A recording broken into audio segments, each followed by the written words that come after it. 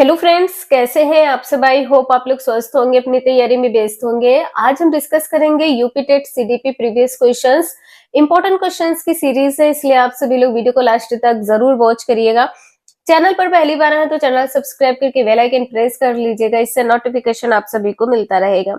तो चलिए स्टार्ट करते हैं। क्वेश्चन यहाँ पर फर्स्ट दिया है, युयुत्सा, इसको इंग्लिश में क्या बोलते हैं? कम्बैट बोलते हैं, कम्बैट बोलते हैं। और ये होता क्या है? तो यह एक मूल प्रवृत्ति होती है। जो युयुत्सा है ये क्या है? यह एक मूल प्रवृत्ति होती है। आंसर यहाँ पर आपका सी सही हो जाएगा। और आप लोगों को पता है 14 मूल प्रवृत्तियां होती हैं, 14 मूल प्रवृत्तियां होती हैं। और जो 14 मूल प्रवृत्तियां हैं ये किससे संबंधित है? तो ये संबंधित है मैकडूगल से। किससे संबंधित है? तो मैकडूगल से संबंधित है। यहाँ से क्वेश्चन आपके एग्जाम में पूछा जाता है तो आप लोग जरूर ध्यान रखिएगा, मैकडूगल से संबंधित है। जो युयुत्सा है यह किससे संबंधित है? तो यह संबंधित है क्रोध से। आपसे आवेग पूछा जा सकता है, किससे संबंधित है? तो क्रोध से संबंधित है। आंसर यहाँ पर आपका सी सही हो जाएगा। युयुत्सा को और किस नाम से जानते हैं? यदि आप लोगों को पता है तो आप लोग कमेंट करके जरूर बताइएगा। युद्ध प्रवृत्ति के नाम से भी जानते हैं, युद्ध प्रवृत्ति के नाम से भी जानते हैं। एग्जाम में आपके पूछा गया क्वेश्चन है, तो यहाँ पर आपका सी आंसर सही होगा। नेक्स्ट है, बालकों के सामाजिक विकास को प्रभावित करने वाले तत्व है कौन से? कौन से तत्व है जो बालक के सामाजिक विकास को प्रभावित करते हैं, ये बताना है।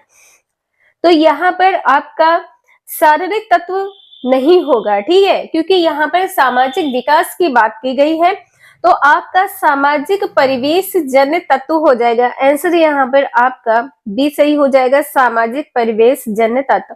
आर्थिक तत्व यहाँ पर नहीं होगा और यहाँ पर वंशानुगत तत्व भी नहीं होगा। आपका परिवेश जो होता है ये आपके सामाजिक विकास में एक महत्वपूर्ण भूमिका निभाता है। तो यहाँ पर आंसर आपका बी सही है। नेक्स्ट है, शारीरिक विकास का एक प्रमुख नियम निम्न में से डैश क्या है, ये बताना है। तो आंसर आपका पहला सही हो जाएगा, द्रुतगामी विकास का नियम है। यहाँ पर ये कहा गया है अनियमित विकास का नियम शारीरिक विकास का नियम नहीं होगा, ये यहाँ पर गलत हो जाएगा। मानसिक विकास से भिन्नता का नियम है, जो शारीरिक विकास है मानसिक नियम से भिन्न है, ये भी गलत है। कल्पना और संवेगात्मक विकास से संबंध का नियम है, ये भी यहाँ पर गलत है। जो शैशव अवस्था होती है, शैशवावस्था जो होती है, इसको एक महत्वपूर्ण अवस्था माना जाता है। ये एक महत्वपूर्ण अवस्था होती है, क्यों? क्योंकि यह शारीरिक विकास से महत्वपूर्ण होती है। यह शारीरिक विकास की दृष्टि से महत्वपूर्ण अवस्था मानी जाती है। क्यों मानी जाती है? इसका कारण क्या है? तो जो बालक का विकास होता है अत्यंत तीव्र होता है, अत्यंत तीव्र होता है। इंपॉर्टेंट है, आपके एग्जाम में पूछा गया क्वेश्चन है। और यहाँ पर इस चैनल पर आप लोग जितने भी क्वेश्चंस देख पा रहे हैं सभी आपके 10 से 12 वर्षों में पूछे गए क्वेश्चंस हैं, इसलिए आप सभी लोग रिवीजन जरूर करते रहिएगा। इससे बाहर आपके एग्जाम में क्वेश्चन नहीं पूछे जाएंगे। यदि आप सभी लोग यहाँ से इतनी ही प्रिपरेशन कर लेते हैं तो 100% आप सभी का यूपी टेट क्लियर होगा। नेक्स्ट है, निम्नलिखित में से कौन सा विकास का सिद्धांत नहीं है, ये बताना है। तो विकास का सिद्धांत क्या नहीं है? देखिए, परस्पर संबंध का सिद्धांत ये आपका विकास का सिद्धांत है।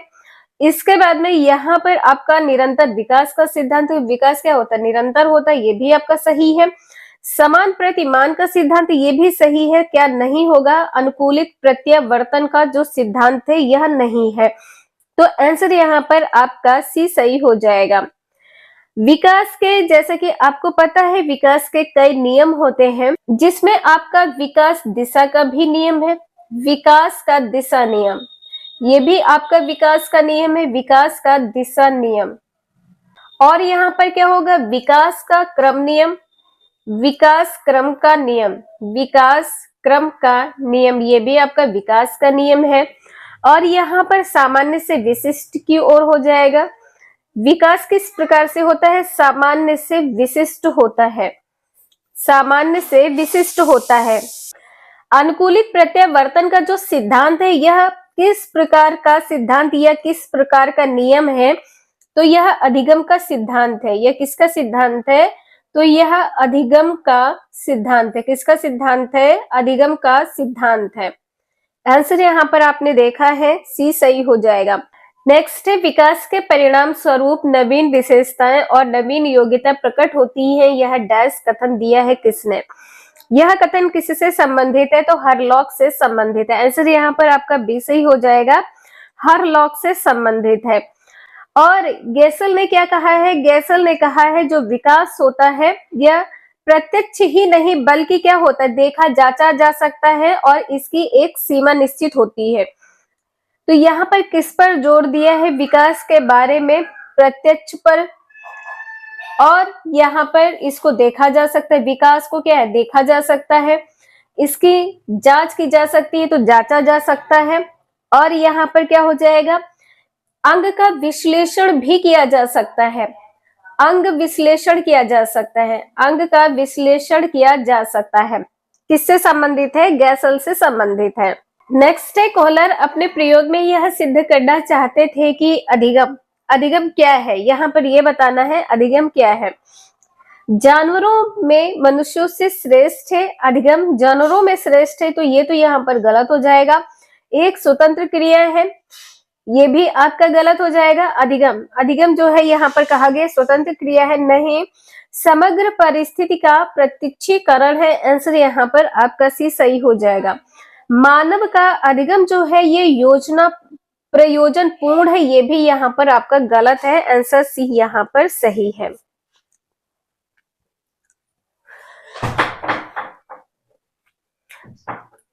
नेक्स्ट है, किसने पाठ योजना की पंचपद प्रणाली प्रतिपादित किया है? पंचपद प्रणाली किससे संबंधित है? तो यह संबंधित है हर्बर्ट से। आंसर यहाँ पर आपका बी सही हो जाएगा।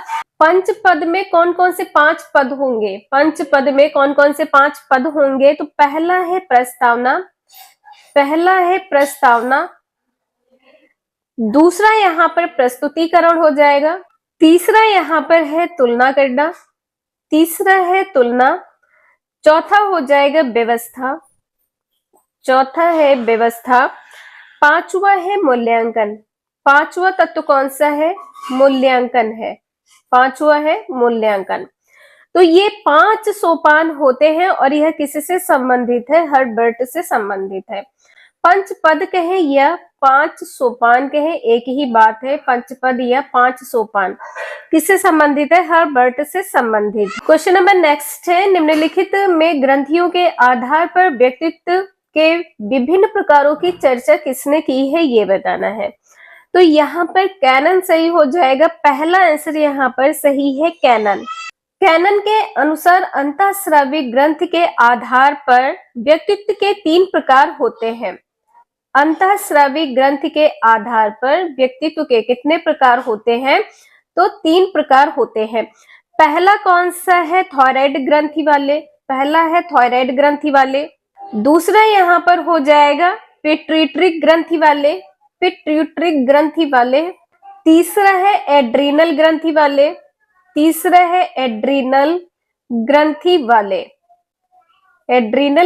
वाले।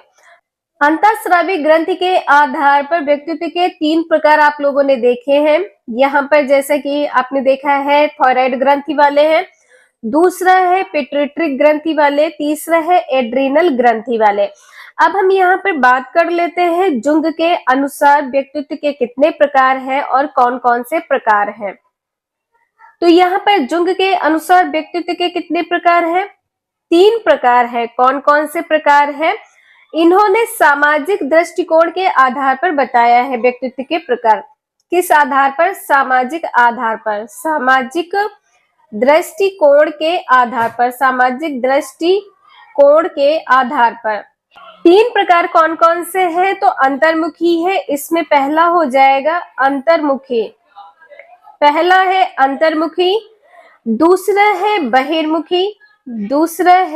बहिर्मुखी, तीसरा यहाँ पर हो जाएगा, तीसरा है यहाँ पर उभयमुखी।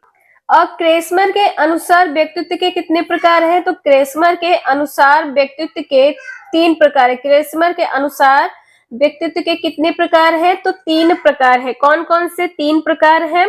तो पहला है यहाँ पर लंबाकार या लंबकार, पहला है यहाँ पर लंबकार, दूसरा यहाँ पर हो जाएगा सुडोलकार, सुडोलकार, दूसरा यहाँ पर है सुडोलकार, तीसरा यहाँ पर हो जाएगा गोलकार, तीसरा यहाँ पर है गोलाकार या गोलकार, गोलाकार।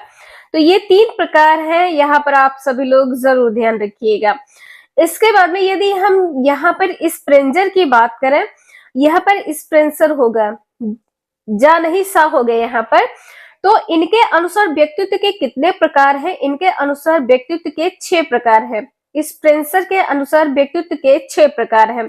कौन कौन से हैं? आप लोगों को पता हो तो आप लोग कमेंट करके जरूर बताइएगा। नहीं पता है, हम आप लोगों को स्क्रीनशॉट टेलीग्राम चैनल पर शेयर कर देंगे। तो यहाँ पर आप लोगों ने देखा जो क्वेश्चन नंबर 8 है, वेरी वेरी मोस्ट इंपॉर्टेंट है, इसे आप सभी लोग ट्रिपल स्टार कर लीजिए, 100% आपके एग्जाम में छपने वाला क्वेश्चन है।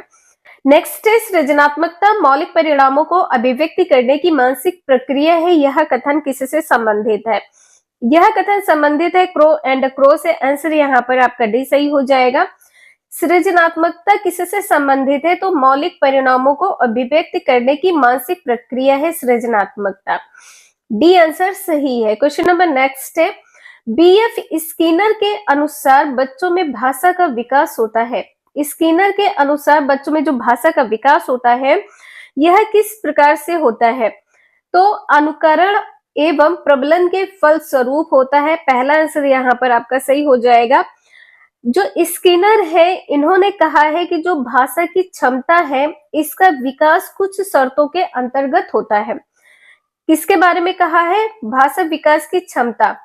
भाषा विकास की क्षमता किससे संबंधित है? संबंधित है बीएफ स्किनर से। भाषा विकास की क्षमता बीएफ स्किनर से संबंधित है। इन्होंने किसके बारे में बात की है? बालक के अभ्यास के बारे में, नकल के बारे में और रटने के बारे में बात की है। नेक्स्ट है, मूल प्रवृत्तियों को 14 प्रकार से डैश ने वर्गीकृत किया है, किसने? अभी आप लोगों ने देखा है मैकडूगल ने। आंसर यहाँ पर आपका भी सही हो जाएगा, मैकडूगल से संबंधित है। 14 मूल प्रवृत्ति किससे संबंधित है? मैकडूगल से संबंधित है। क्वेश्चन नंबर नेक्स्ट है, किसी दूसरी वस्तु की अपेक्षा एक वस्तु पर चेतना का केंद्रीकरण अवधान है, यह कथन है किससे? किससे संबंधित है? तो डम्बल से संबंधित है। आंसर यहाँ पर आपका सी सही हो जाएगा, डम्बल से संबंधित है। मन के अनुसार क्या कहा गया है कि अवधान क्या है? अवधान जो एक रुकावट है, अवधान को क्या कहते हैं? रुकावट कहते हैं। अवधान को क्या कहते हैं? रुकावट कहते हैं। अवधान को रुकावट कहते हैं। मन के अनुसार अवधान क्या है? इन्होंने अवधान के बारे में क्या कहा है? अवधान क्या है? एक अभिप्रेरणात्मक प्रक्रिया है। अवधान क्या है? अभिप्रेरणात्मक क्रिया है। अभिप्रेरणात्मक क्रिया है। किसने कहा है? मन ने कहा है। नेक्स्ट है, निम्नलिखित में से किसका नाम सुजान शास्त्र के पिता से जुड़ा हुआ है? तो यहाँ पर आंसर आपका क्या सही हो जाएगा? सुजान शास्त्र से। सुजनन लिखा है यहाँ पर, कहीं कहीं पर आपका सुजान शास्त्र ही लिखा होता है, इसे जरूर ध्यान रखिएगा। तो यहाँ पर कंफ्यूज मत होइएगा, एक ही नाम है। आंसर यहाँ पर आपका बी सही हो जाएगा, गार्टन से संबंधित है। गार्टन से संबंधित है, बी आंसर यहाँ पर आपका सही है। नेक्स्ट है, 12 से 16 वर्ष के बालकों हेतु हिंदी में डॉक्टर एस जलोटा ने कौन सा परीक्षण प्रतिपादित किया है? बालकों के लिए हिंदी में कहा गया है, तो हिंदी में यहाँ पर आपका क्या सही हो जाएगा? साधारण मानसिक योग्यता परीक्षण। आंसर यहाँ पर आपका बी सही हो जाएगा। और यह परीक्षण कब प्रतिपादित किया गया था? यह किया गया था 1964 में। कब किया गया था? 1964 में। आंसर यहाँ पर आपका बी सही हो जाएगा। जो यह परीक्षण है इसमें कितनी श्रेणियों को वर्गीकृत किया गया था? इसमें 3 श्रेणियों को वर्गीकृत किया गया था। 3 श्रेणी कौन कौन सी है? जिसमें एक बुद्धिमान बालक होगा, बुद्धिमान, दूसरा औसत, तीसरा यहाँ पर सुस्त श्रेणी के बालक होंगे। सुस्त श्रेणी, तो 3 श्रेणी में वर्गीकृत किया गया है। यहाँ पर बी आंसर आपका सही है। क्वेश्चन नंबर नेक्स्ट है, बुद्धि के द्विकारक सिद्धांत का प्रतिपादन किसने किया है? यहाँ पर आंसर आपका बी सही हो जाएगा, स्पीयरमैन ने किया है। बी आंसर यहाँ पर सही है।